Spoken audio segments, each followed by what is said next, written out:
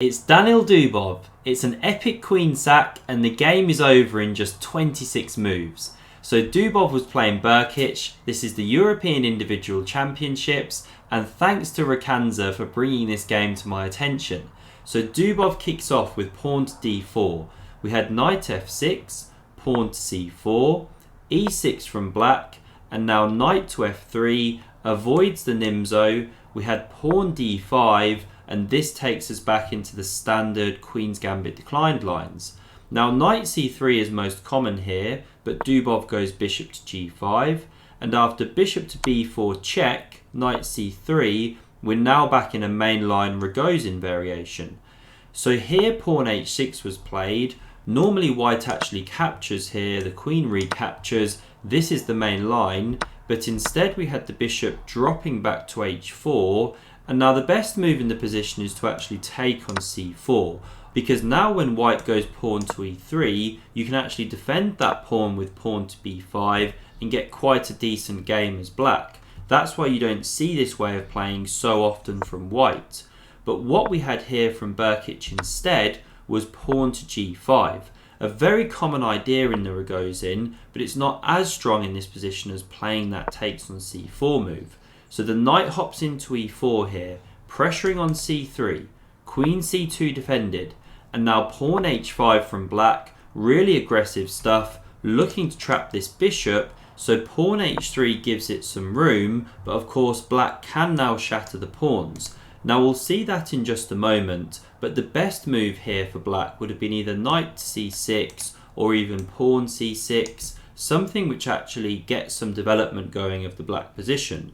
What Brkic does is take on c3, the pawn recaptured, he now takes on g3, and although he's doubled the white pawns on both sides of the board, he is lacking in development now, and it's hard to get this bishop into the game. So he plays knight to c6 here, and now an excellent move from Dubov. He goes pawn e4, immediately generating an initiative in the centre, trying to expose that black king. And now you don't want to start taking and bringing the queen into the game, but that's what Brkic is basically forced to do, because you can't let this pawn come to e5. It's too dangerous there, cramping the black position. So captures was played. The queen recaptured here, and now queen d6. It sets up these ideas of developing the bishop here, castling queenside, and it also sets a trap. So if you take on g5 with the knight, then we come in like this, we check the king, we pick up that piece. So white can't do that one. Instead, Dubov just defends this pawn, and after bishop d7, once again he ignores this pawn. He doesn't want to open the g-file here for the rook, so he plays pawn c5. Now the queen drops to e7 here. If it came to d5, then the queen can simply take here, pawn recaptures, and we pick up on g5. Great endgame for white, to pawn up, doing really well.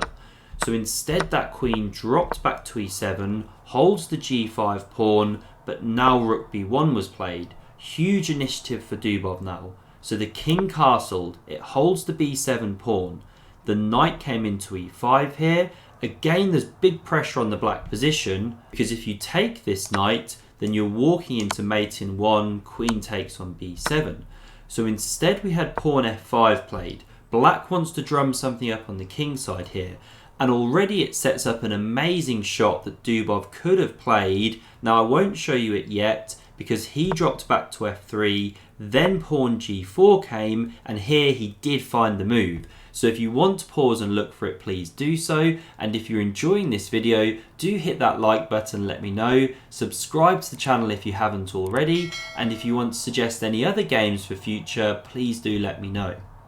So here Dubov played the epic move, bishop to a6. Now in the game, the queen was captured. But what happens if the bishop got taken? Well, then we take on c6 with the knight. Now you can't take the queen here, or you're getting mated in 1. And if you were to take the knight on c6 with the bishop, then the queen can recapture, and the material's level, but white has a huge attack of course. These pawns are weak, this rook can quickly come to the central file here, the whole thing's just crumbling for black. So we didn't have the bishop taken on a6. Instead, the queen was captured with the pawn, And now this is the follow-up. Bishop takes on b7. The king is entombed, so it has to come to the b file, and now we capture on c6, starting this tactic of the windmill check. So the king moves away, we come back with check, it comes to the b file, we move away again, we pick up on f3, king goes, bishop comes back, and after king b8, actually the most effective way for white to finish the attack here was to either bring the bishop back to d5 or e4 or f3. It all does the same thing, because after the king comes away to c8, then you come to c4, coming to this diagonal, threatening mate. And basically black has to start giving up tons of material, starting with bishop b5, to stop this attack from crashing through. But Dubov didn't do this one. He went bishop to c6 check, still a great move, because after king to c8, here he played rook to b2.